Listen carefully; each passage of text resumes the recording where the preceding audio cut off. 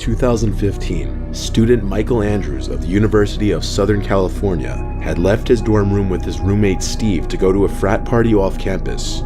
On the way to the party, Steve had realized he left his phone in the dorm room, but already in the Uber to the party, they didn't bother going back to the dorm. At some point during the party, while the two friends had separated to mingle with other friends and acquaintances, Michael's phone began to ring.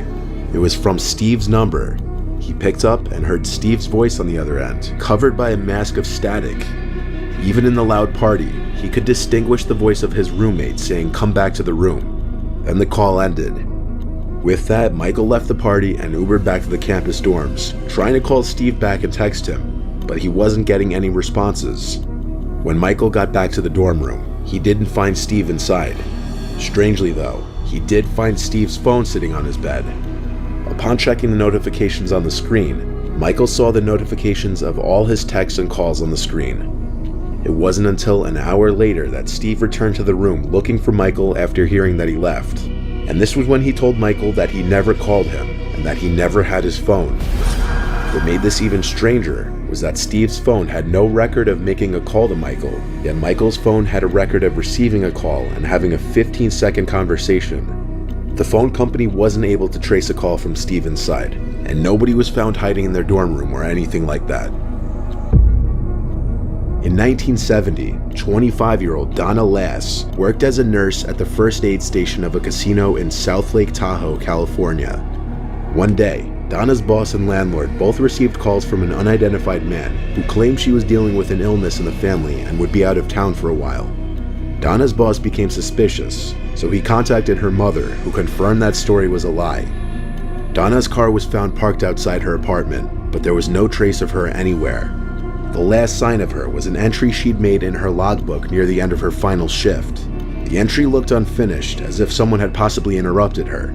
No one could figure out Donna's whereabouts or the identity of the caller until the San Francisco Chronicle received a mysterious postcard 6 months later. The postcard was the latest in a long line of cryptic messages from the Zodiac Killer. The killer made no direct reference to Donna, but hinted that he had murdered and buried his 12th victim in Lake Tahoe. It didn't take a detective to make the connection between this note and Donna's disappearance. The postcard provided a lot of possible clues regarding Donna's whereabouts, but a search of the area turned up nothing. Something complicates a connection between the Zodiac Killer and Donna though, and that's the fact that the Zodiac Killer was not known for hiding bodies. So if he wasn't responsible, the whereabouts of Donna's body and who tried to hide her disappearance remain a mystery. In 2008, 19-year-old college student Brendan Swanson was driving home after a night out when he crashed into a ditch on a gravel road in the middle of nowhere in Minnesota. Knowing how dangerous of a predicament he found himself in, and probably aware he was in a cliché horror movie setup, he called his parents and asked for a ride. However, his parents had trouble finding him, and when arriving to the location he provided, they couldn't find his car, so they got back on the phone for over 45 minutes trying to find him as he described his location. Swanson claimed he could see lights from a nearby town and was heading in that direction, but things took a turn for the worse when he suddenly yelled, "Oh shit."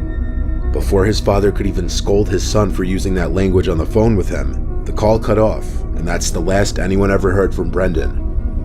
Even with hundreds of volunteers and 30 dogs searching, only his car was found. So what happened to him? What did he see that made him go, "Oh shit," before abruptly hanging up? A few years back, a Reddit user named Stacy Kolupski shared the experience of her brother who would get a call on his cell phone around 2 to 3 a.m. every night. He would answer it every time to hear this hellish sounding noise that he described as a static mixed with screams. He changed his cell phone number after a month of this and it stopped. Then after a week or so, it began again, with the exact same noise at the exact same time. Finally, one day he decided to backdial the call, and an old man picked up who had no idea what he was talking about. If he didn't answer, it would call a few more times, but no messages were ever left. He decided to say screw it and ended his contract with his phone company, switched to a new one, and then got another new number. And exactly what he feared had happened. The screaming static calls continued after a short delay. By this time, he was terrified every night. Unsure why this was happening, he backdialed the number again and got a different person, who also had no idea what he was talking about. Around this time, Stacy's brother lost his job and his phone, which was now disconnected, meaning the calls of course stopped. One day, Stacy's mom asked her to listen to a weird message she got on her home phone. It was the static screaming. They showed her brother, and he of course freaked out. He backdialed the number again, and it said the number was disconnected this time. They never heard from it again after that. In the 1970s, Bashir Kaushaki opened a successful restaurant in Washington, D.C., and for over a decade enjoyed nothing but success. But in 1983, he became the target of a non-stop stream of threatening phone calls that came several times a day, every day. Usually harassment similar to this will eventually stop on its own as the harassers get bored and move on to something else. But Kaushaki was harassed by these phone calls for nearly a decade. The caller would eventually be nicknamed L'Enfant, which is French for the child. The nickname was presumed to reference the caller's eventual imitation of a little girl. Anyone associated with Kaushaki in any way was a target, from his pregnant spouse to his restaurant employees. The harassment was one day elevated from simply phone calls to physical harassment when the Star of David was scratched all over Kaushaki's Mercedes. When he traveled to Philadelphia to visit his sister, things got so bad that he suffered a mental breakdown and committed himself to a psychiatric ward. But even still, the calls continued to his restaurant. The FBI eventually placed a trace on the phone to confirm whether L'Enfant was a delusion or not, and what they found out put how bad this was into perspective. The calls were coming from different payphones at such a high frequency that it would have been impossible for only one person to have been making these calls. The L'Enfant callers was a plot orchestrated by multiple people for the express purpose of harassing Kaushaki to insanity, but it was never figured out what the motive was. All the way back in 1931, there was a man named William Wallace who worked as a London insurance agent and had an obsession for playing chess in his free time. One night, Wallace showed up for a chess club meeting and found a telephone message waiting for him. The sender wanted to meet at 7:30 the following night so he could purchase an insurance policy. The next night, Wallace traveled across town and discovered that the address provided didn't exist. So he headed back home, most likely convinced that he was the victim of some dumb prank. But when he got home, he found his wife Julia's body had been beaten to death in the living room. The mysterious caller was the obvious suspect, but after an investigation, police determined that the caller was actually William Wallace himself. Authorities argued that Wallace had left the message to fabricate an alibi. He killed his wife, hopped in a streetcar, drove around for an hour, then went home to supposedly discover his wife's body. This argument was invalid as it was completely impossible for Wallace to have committed the murder, given he wouldn't have been able to return quick enough. The jury found Wallace guilty of the murder anyway, but luckily the Court of Criminal Appeal immediately overturned the conviction. The killer was never identified, but the prime suspect was a former employee of Wallace's insurance firm, who allegedly asked his wife to provide him a fake alibi and was seen wearing bloody gloves and hosing down his car on the night of the murder. Jason Alexander would frequently get calls to his house for a woman named Tanya.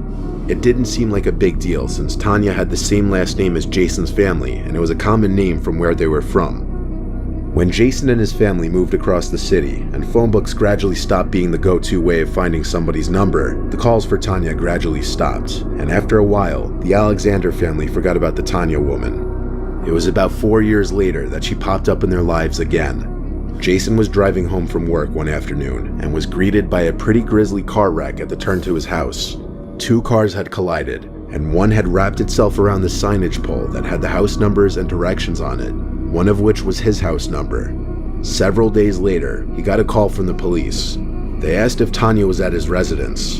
Her car was found wrapped around a pole down the street from Jason's house, and she was nowhere to be found at the accident site. He had never heard anything about her ever again. In 1965, the young woman you're looking at, named Judith Hyams, disappeared from her hometown of Coral Gables, Florida. Everyone feared the worst when her abandoned car was found in Atlanta with blood in the backseat. Judith was pregnant and recently went through a divorce. She allegedly made arrangements to get an illegal abortion from a Hungarian doctor named George Hajdu. He was charged with conspiring to perform the abortion but skipped bail and fled the country. After this, the case was forgotten for a quarter century, until it was rejuvenated by a series of bizarre phone calls. In 1990, the Coral Gables police captain Chuck Smith received a message from an Omaha, Nebraska radio host claiming he had information about Judith's disappearance. Smith called the host back, but the host was completely confused. The host said he never made the call, and he knew nothing at all about Judith. Smith soon received another anonymous call claiming Judith was alive in Omaha.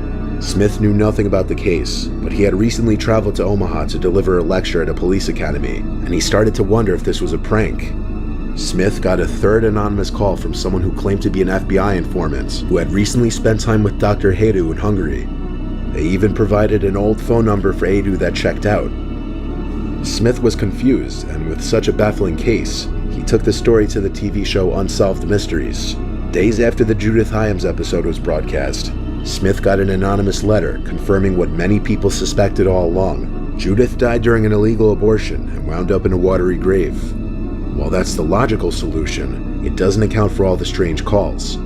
The callers and writer have not been identified, the doctor has not been found, and Judith's body was never recovered.